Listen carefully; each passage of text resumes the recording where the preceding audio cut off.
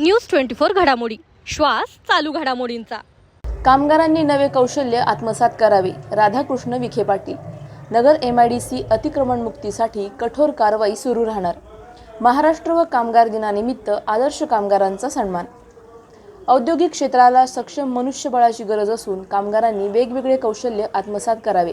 काळानुरूप पारंपरिक काम कालबाह्य होत असताना वेगवेगळे कौशल्य आत्मसात करण्याची गरज निर्माण झाली आहे। हा बदल न स्वीकारल्यास कामगारांना स्पर्धेतून बाजूला पडावे लागेल। यासाठी प्रवाहाबरोबर बदल स्वीकारण्याचे आवाहन पालकमंत्री तथा जलसंपदा मंत्री राधाकृष्ण विखे पाटील यांनी केले। तर कामगार उद्योजकांना सुरक्षा आणि दहशतमुक्तीसाठी MIDC अतिक्रमण मुक्त केली जात असल्याचे त्यांनी स्पष्ट केले। महाराष्ट्र व कामगार दिनानिमित्त नगर जिल्हा मजदूर सेना व स्वराज्य कामगार संघटनेच्या वतीने आयोजित जिल्ह्यातील कामगारांच्या मेळाव्यात मार्गदर्शन करताना पालकमंत्री राधाकृष्ण विखे पाटील बोलत होते। सावेडी येथील माऊली संकुल सभागृहात झालेल्या या मेळाव्याप्रसंगी पालकमंत्री तथा जलसंपदा मंत्री राधाकृष्ण विखे पाटील, सहाय्यक कामगार आयुक्त रेवणनाथ भिसले, युवा सेनेचे जिल्हाप्रमुख योगेश गलांडे, शिवसेनेचे जिल्हाप्रमुख बाबूशेठ टायरवाले, अनिल शिंदे, स्वराज्य कामगार संघटनेचे अध्यक्ष दत्ता तापकिरे, आकाश कातोरे, सुनील कदम, जिल्हा मजदूर सेनेचे सचिव वसंत सिंग, महेश लोंढे आदींसह कामगार संघटनेचे पदाधिकारी व कामगार वर्ग मोठ्या संख्येने उपस्थित होते। वसाहतीमध्ये औद्योगिक वसाहतीमध्ये खंडणीवाद टोळ्याजाळ झालेले, दहशत वातावरण निर्माण झालेले, MIDCच्या अंतर्गत सगळ्या टपऱ्या टाकून तिथं गुंडांच्या टोळ्या पाडल्या जातात।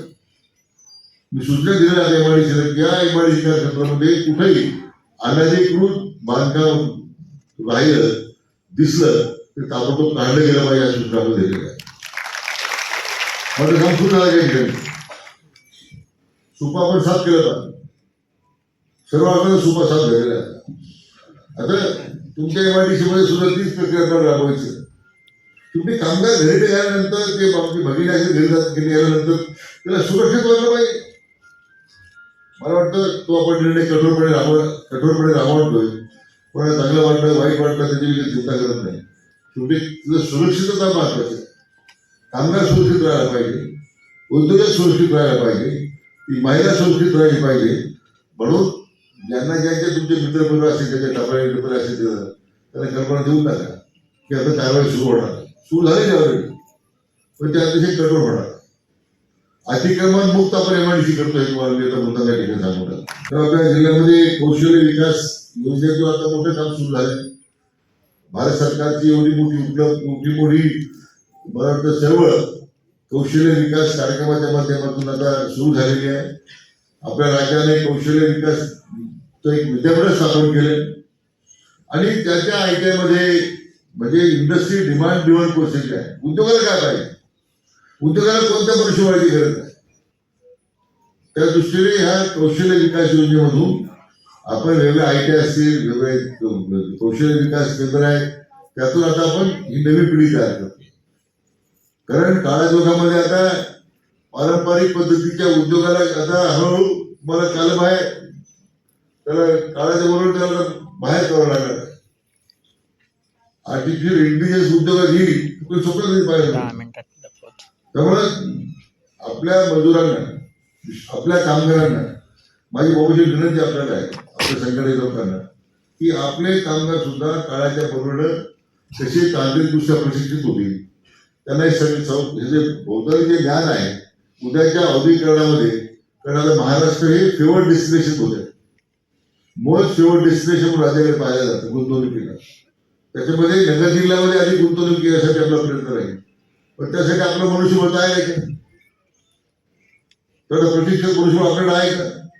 नवीन मुळे येणार नाही, नवीन मुळे येतीलच, पण समोर बसलेला आमचा कामगार वर्ग आहे ज्याची क्रियाशक्ती प्रचंड आहे। असे 3 प्रकारचे कामगार असतात। एक रश कॉलरचा आहे, तो कोणता आहे, तो एक व्हाईट कॉलर त्याला काय व्हायचं, त्याला क्लार्क व्हायचं, त्याला प्राध्यापक व्हायचं। दुसरा कोणता आहे, तो ब्ल्यू कॉलर आहे, तो IT वाला आहे, इंजिनियर वाला, इंजिनियर IT मध्ये काम करणार। तिसरा महत्वाचा समोर बसलेला तो रश कॉलर आहे की जो मेहनतीने काम करतो। आणि त्याच्या हाताला क्रियाशक्ती द्यायची असेल तर त्याचं हाताला प्रशिक्षण देणं. मी कामगार झालो, 5 वर्ष झाले, 10 वर्ष झाले, मी मला फार समजतंय. हा भरून करून टाक. शिक्षण ही निरंतर चालणारी प्रक्रिया आहे. आम्ही असो राज्यकर्ते म्हणून, तुम्ही कामगार म्हणून असाल. आपल्याला प्रवाहाबरोबर काळाबरोबर आपण होणारे बदल स्वीकारलेच पाहिजे. मी बदल स्वीकारणार नाही, मला थांबावं लागेल. तुमचे बाकी लोक तुमच्या पुढे निघून जायचे. वर्क फ्रॉम होम ही संकल्पना कधी नव्हती. आता मोठ्या मोठ्या उद्योगांनी लोकांना वर्क फ्रॉम होमच काम करायला सांगितलं. कारण पैसा वाचतो, बिल्डिंगचं भाडं वाचतं, इलेक्ट्रिसिटी बिल वाचतं, त्याचा जाण्याचा त्याला जे अलाउन्स मिळतो तो वाचतो. संकल्पना बदलत चालल्या जगाच्या पाठी आणि ते बदल तुम्हाला स्वीकारण्याची तयारी पाहिजे. आणि म्हणून मी मगाशीच मुद्दा सांगतो, कौशल्य विकासामध्ये येणारे मला वाटतं प्रत्येक इंडस्ट्रीमध्ये तुम्ही मी आयुक्ताला सांगणार आहे की तुम्ही इथे क्लस्टर तयार करा. ते मोठे उद्योग पडत असतील त्याचा क्लस्टर तयार करा. परंतु आपल्या MIDC मध्ये कौशल्य विकास योजनेचा उपक्रम मोठ्या प्रमाणात राबवला गेला पाहिजे. आमचा कामगार सुटल्यानंतर तरी किंवा 1 तासच त्या ठिकाणी जाऊन काम केलं, शिकलं. काम केलं म्हणजे शिकण्याचं काम आहे. तरी तुम्हाला स्पर्धेबरोबर राहता येईल, तुमचं ज्ञान प्रगत होईल, येणाऱ्या कोणत्या आव्हानाला सामोरं जाण्याची तुमची तयारी होईल. हा त्या पाठीमागचा प्रयत्न आहे. म्हणून मी पुढे एकदा तिकडे घेत नाही. आज या निमित्तानं बाबूशेठने हा जो कार्यक्रम घेतला आहे त्यांच्यासाठी मी मनापासून अभिनंदन करतोच आहे. परंतु आपल्या कामगार बंधू भगिनींना माझी विनंती आहे, शेवटी हे जे काळाच्या बरोबर होणारे जे बदल आहे तुम्ही जर स्वीकारले नाही तर तुम्ही तिथं थांबवणार. वेळ थांबत नाही.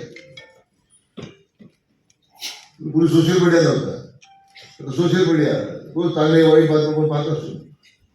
आपल्या सोशल मीडियाने एवढा आपण पगडा घेतलेला आहे.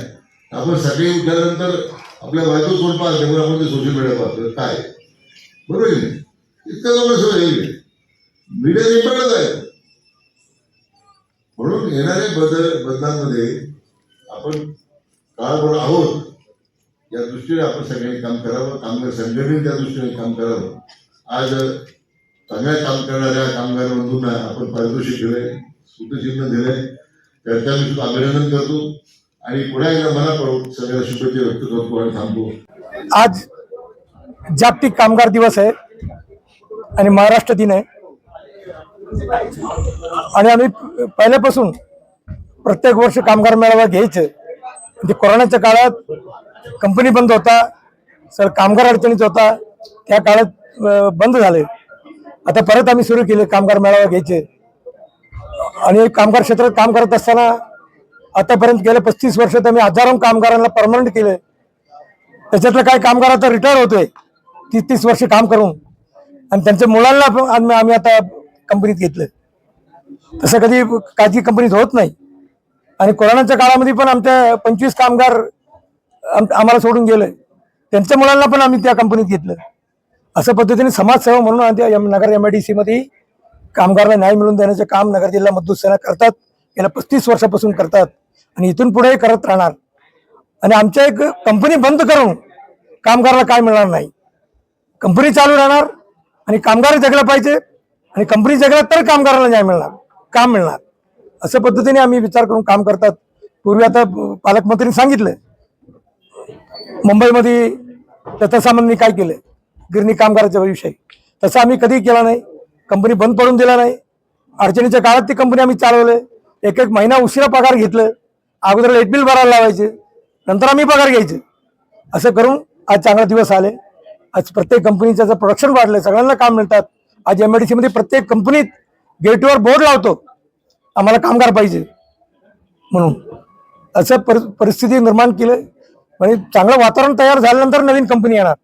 आम्ही एखादा कंपनी आल्यानंतर त्यांना त्रास द्यायचे, गुंडगिरी करायचे, त्यांच्याकडे कोणी कंडणी मागायचे, असं प्रकार आम्ही होऊन देणार नाही. कोणी करायचे प्रयत्न केले त्यांच्यावर कडक कारवाई केली जाईल. 15 दिवसाच्या आत उपमुख्यमंत्री एकनाथ शिंदे साहेबांचा दौरा आहे, आभार दौरा. त्यावेळेला साहेबांना भेटून सुद्धा आम्ही इथं नवीन मोठा कंपनी आणण्यासाठी प्रयत्न करणार आहे. 700 एकर दिल्याबद्दल पालकमंत्रीचा पण मी मनापासून धन्यवाद देतो. साहेब उत्कृष्ट कामगारांना आम्ही सत्कार केले. जे एक दिवस सुद्धा काही कामगार सुट्टी घेत नाही, पूर्ण वर्षभर काम करतात. असं आदर्श कामगारांचा पण आम्ही सत्कार केले, सन्मान केले, इथून पुढच्या काळामध्ये करत राहणार.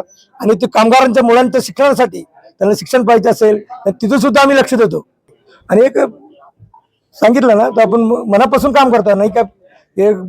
मी छोटा उद्योगपती आहे, आमच्या 200-300 लोक काम करतात, आमच्या डायरी मोल्डिंगच्या फॅक्टरी. म्हणून छोटे लघु उद्योगवाल्यांना किती त्रास आहे ते आम्हाला माहिती आहे. म्हणून नेहमी पंतप्रधान काय सांगतात, तुम्ही काम देणारा माणूस तयार करा, लोकांना नोकरी देणारा माणूस तयार करा. छोटे लघु उद्योग कोणाला टाकायचे असेल, आमच्या शिवसैनिकांना टाकायचे असेल त्यांना सुद्धा आम्ही मदत करणार. त्यांना लोन मिळवून देण्यासाठी, त्यांची सबसिडी मिळवून देण्यासाठी पण आम्ही प्रयत्न करणार. आज 1 मे कामगार दिन निमित्त व महाराष्ट्र दिनानिमित्त भव्य कामगार मेळावा घेण्यात आला. या कामगार मेळाव्याला कामगारांनी व महिला कामगारांनी खूप मोठा प्रतिसाद दिला. अक्षरशः आम्हाला असं वाटलं नव्हतं की एवढे प्रमाणात सुट्टी असून देखील कामगार येतील, तरी देखील आले. तर आज या कामगाराच्या मेळाव्यानिमित्त आपले पालकमंत्री राधाकृष्ण विखे पाटील, तसेच जलसंपदा मंत्री आहेत ते व कामगार आयुक्त रेवणनाथजी भिसले साहेब, बाबूशेठ टायरवाले, दत्तभाऊ तापकिरे, सुनील भाऊ कदम असे सर्व संघटनेचे पदाधिकारी, आपल्या MIDC मधील सर्व संघटना व त्यांचे कामगार सगळ्यांनी प्रामुख्याने उपस्थिती दर्शवली. तर आम्हाला आज खऱ्या अर्थाने कामगारांसाठी काम करताना असं वाटलं की आपण जे काम करतोय ते अक्षरशः कामगारांपर्यंत पोहोचतंय. त्याच्यामुळेच एवढे कामगार मोठ्या प्रमाणात उपस्थित राहिले.